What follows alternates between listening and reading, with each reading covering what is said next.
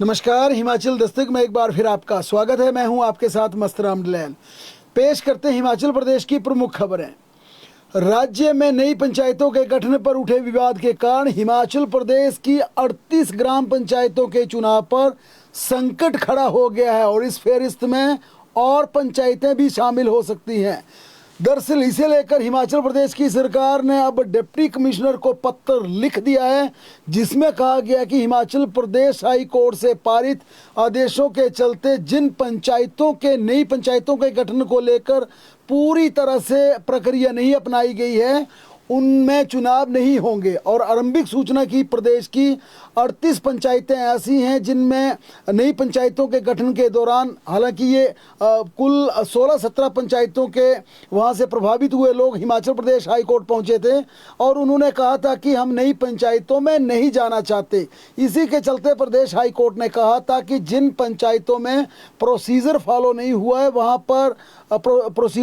पर चुनाव करवाने की कोई जल्दबाजी ना की जाए।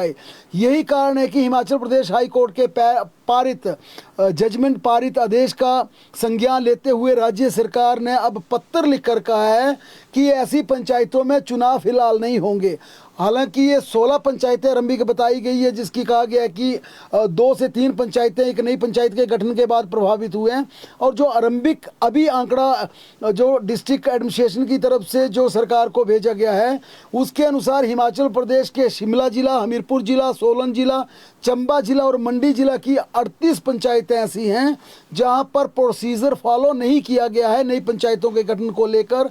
ऐसे में इन 38 पंचायतों में पंचायत चुनाव नहीं होगा, पंचायत चुनाव लटक गया है और इन पंचायतों की संख्या और भी बढ़ सकती है, क्योंकि पंचायती राज विभाग ने सरकार की डायरेक्शन के बाद सभी डिप्टी कमिश्नर से रिपोर्ट मांगी है कि आपकी जो नई पंचायतें बनी है, जो हाई कोर्ट में लोग पहुंचे थे जिन्हें चुनौती दी गई थी, उनमें कौन कौन सी पंचायतें ऐसी हैं जिनमें प्रोसीजर फॉलो नहीं हुआ है और कौन कौन सी उसके चलते पंचायतें प्रभावित हुई हैं। क्योंकि जब नई पंचायत बनी है तो उसके आसपास की 2 से 3 पंचायतें प्रभावित हुई हैं, इस कारण ये संख्या 38 की और भी बढ़ सकती है। लेकिन इतना तय हो गया है कि इन पंचायतों में चुनाव फिलहाल नहीं होगा जब तक आगामी कोई फैसला नहीं आ जाता।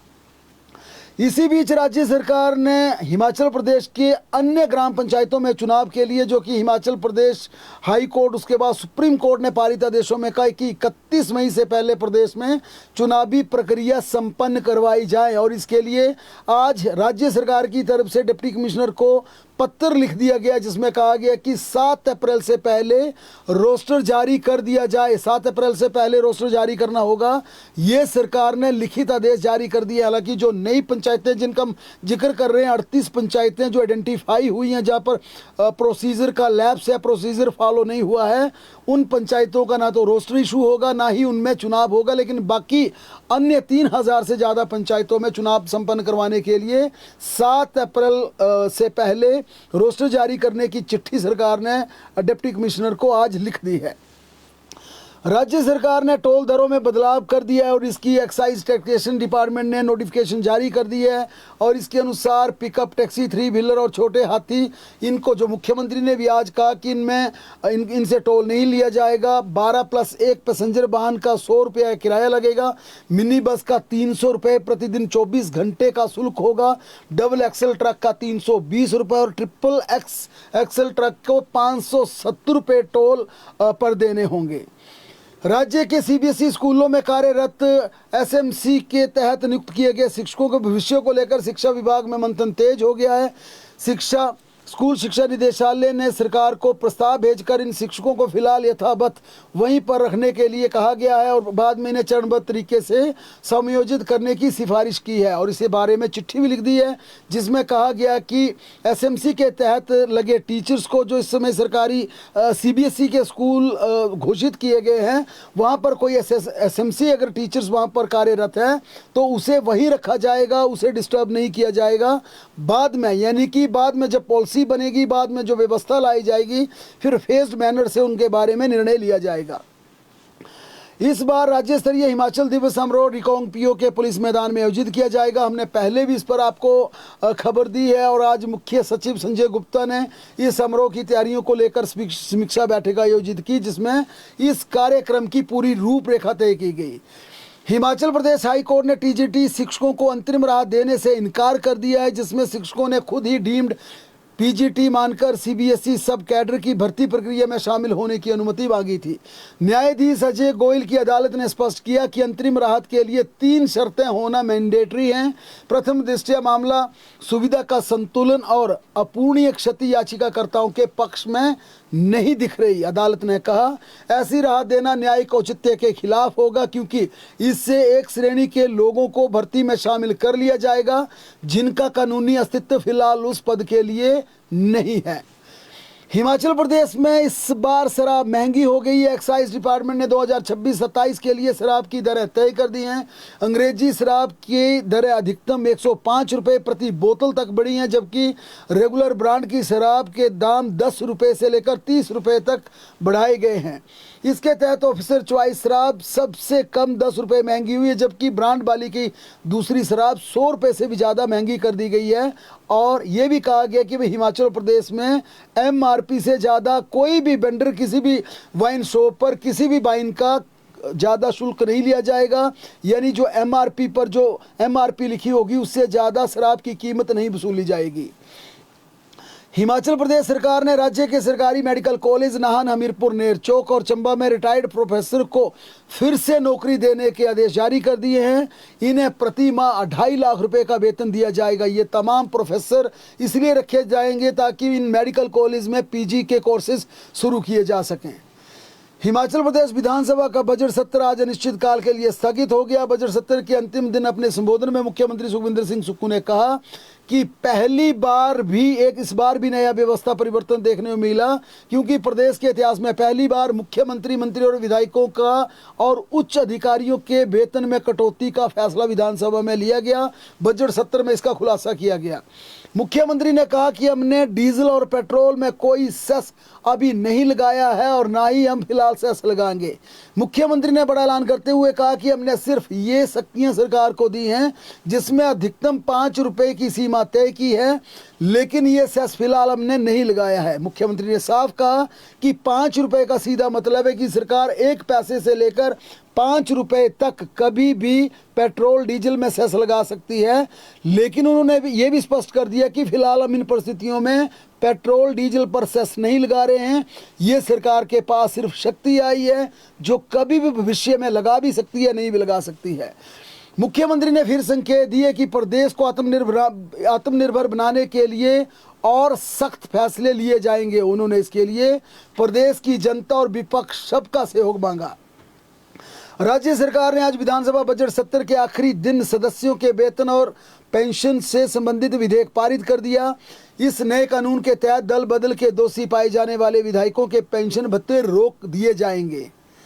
वहीं विधानसभा में राज्य किसान आयोग विधेयक 2026 ध्वनि मत से पारित कर दिया गया। इससे पारित होने के बाद हिमाचल प्रदेश में एक समर्पित किसान आयोग का गठन किया जाएगा, जिसका मुख्य मकसद खेती, किसान और मजबूत करना होगा और किसानों की हक में फैसले लेना होगा।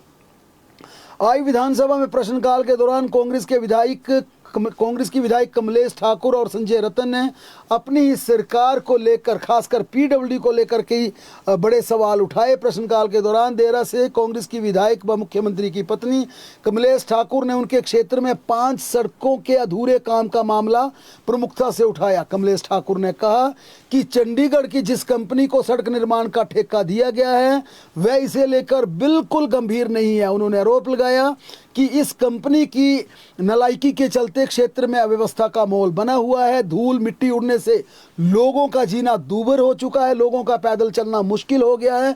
कमलेश ठाकुर ने यह भी कहा कि जिस केमिकल का प्रयोग कंपनी कर रही है उससे स्वास्थ्य पर विपरीत असर पड़ रहा है।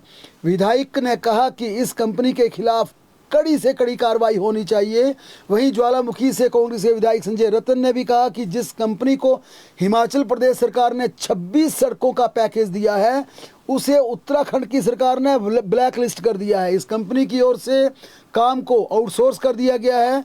उन्होंने ये भी कहा कि कंपनी के खिलाफ 3 बार पुलिस केस भी दर्ज हो चुके हैं। संजय रतन ने हिमाचल प्रदेश के ठेकेदारों को काम देने की पैरवी करते हुए कहा कि चंडीगढ़ की इसकी कंपनी को इस कंपनी का पैकेज वापस लिया जाए। कंपनी के उच्च ऑफिसर से उन्होंने ये भी कहा कि कंपनी उच्च ऑफिसर से सेटिंग कर एक्सटेंशन बढ़ा रही है और काम पर बिल्कुल ध्यान नहीं दिया जा रहा। इसके जवाब में लोक निर्माण मंत्री विक्रमादित्य सिंह ने कहा कि कंपनी के कामकाज की जांच के लिए प्रधान सचिव की अध्यक्षता में कमेटी कंस्टिट्यूट की जाएगी।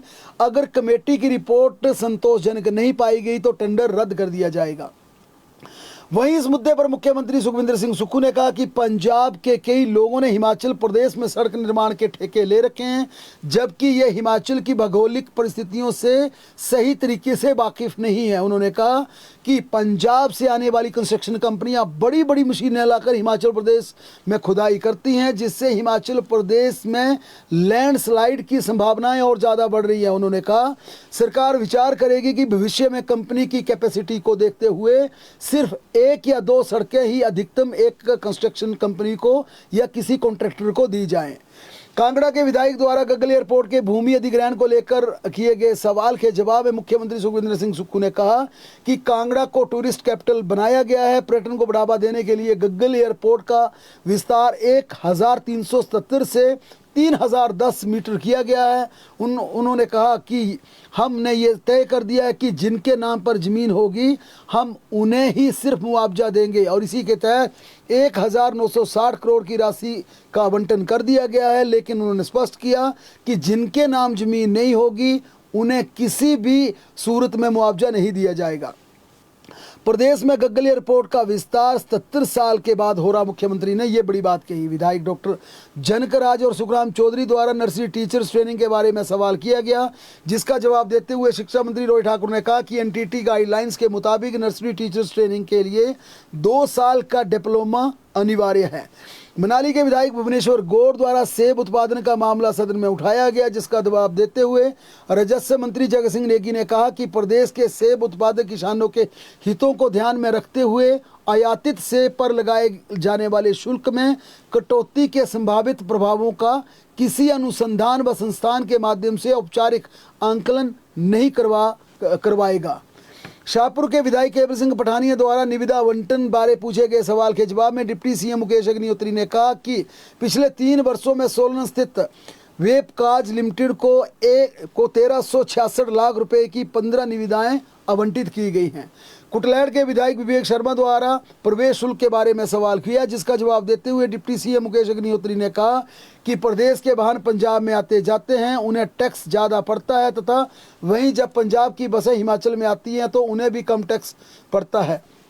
जहां तक इस विषय पर नई नीति बनाए जाने का प्रश्न है, वर्तमान में इस विषय पर कोई विशेष प्रस्ताव सरकार के पास विचाराधीन नहीं है। बड़सर के विधायक इंद्रदत्त लखनपाल द्वारा बल्क ड्रग पार्क का मुद्दा सदन में उठाया गया, जिसका जवाब देते हुए उद्योग मंत्री हर्षवर्धन चौहान ने कहा कि बल्क ड्रग पार्क की सैद्धांतिक स्वीकृति केंद्र सरकार के फार्मास्यूटिकल विभाग द्वारा 30 अगस्त 2022 को दी गई है। उसके उपरांत उद्योग विभाग द्वारा इस पार्क की विस्तृत परियोजना रिपोर्ट तैयार करके 2 अक्टूबर 2022 को केंद्र सरकार के फार्मास्यूटिकल को भेजा गया, जिसकी अंतिम स्वीकृति 11 अक्टूबर 2022 को प्रदान कर दी गई है। नालागढ़ के विधायक हरदीप सिंह बाबा द्वारा जल रक्षकों का मामला सदन में उठाया गया, जिसका जवाब देते हुए डिप्टी सीएम मुकेश अग्निहोत्री ने कहा कि 31 दिसंबर 2025 तक 536 जल रक्षकों ने 10 वर्ष या इससे अधिक का कार्यकाल पूरा कर लिया है। वर्तमान में जल रक्षकों को 10 साल का कार्यकाल पूरा करने के बाद अनुबंध आधार पर लिए जाने का कोई प्रावधान नहीं है। जल शक्ति विभाग द्वारा किसी भी जल रक्षक को ग्राम पंचायत के अधीन नहीं किया गया है। जल रक्षकों की मासिक मानदेय हेतु बजट पंचायत विभाग द्वारा 60% व 40% जल शक्ति विभाग द्वारा वहन किया जाता है, जिसे जल शक्ति विभाग द्वारा ही जल रक्षकों को दिया जा रहा है। विधायक डॉक्टर जनक राज द्वारा गोवंश बारे सवाल किया गया, जिसका जवाब देते हुए पशुपालन मंत्री ने कहा कि प्रदेश में बेसहारा छोड़े गए गोवंश के संरक्षण के लिए सरकार द्वारा भूमि उपलब्धता के आधार पर गौ सदन निर्माण की योजनाएं जमीनी स्तर पर प्रभावी रूप से लागू की जा रही हैं। मौसम की बात करें तो हिमाचल प्रदेश में कल से एक बार फिर पश्चिम विक्षोभ एक्टिव हो जाएगा। मौसम विज्ञान केंद्र ने शुक्रवार को प्रदेश में आंधी के साथ भारी बारिश व ओलावृष्टि होने का ऑरेंज अलर्ट जारी किया है। शनिवार को भी प्रदेश के अधिकतर हिस्सों में बारिश ओलावृष्टि का क्रम जारी रहेगा। इस दौरान चंबा, कांगड़ा, मंडी, कुल्लू व शिमला में ज़्यादा बारिश होने की चेतावनी जारी की गई है। प्रदेश में 5 से 7 अप्रैल के बीच भारी से भारी बारिश होने का येलो अलर्ट जारी किया गया, जबकि 8 अप्रैल को फिर से ऑरेंज अलर्ट रहेगा। यानी कि अब कल से लेकर 8 अप्रैल तक हिमाचल प्रदेश में एक दिन छोड़कर लगातार ऑरेंज अलर्ट होगा, जिस दौरान प्रदेश में आंधी, तूफान और ओलावृष्टि के साथ तेज बारिश होने की प्रबल संभावना है। बहरहाल प्रदेश की तमाम बड़ी खबरों के लिए लगातार जुड़े रहें हमारे साथ, देखते और पढ़ते रहें हिमाचल दस्तक।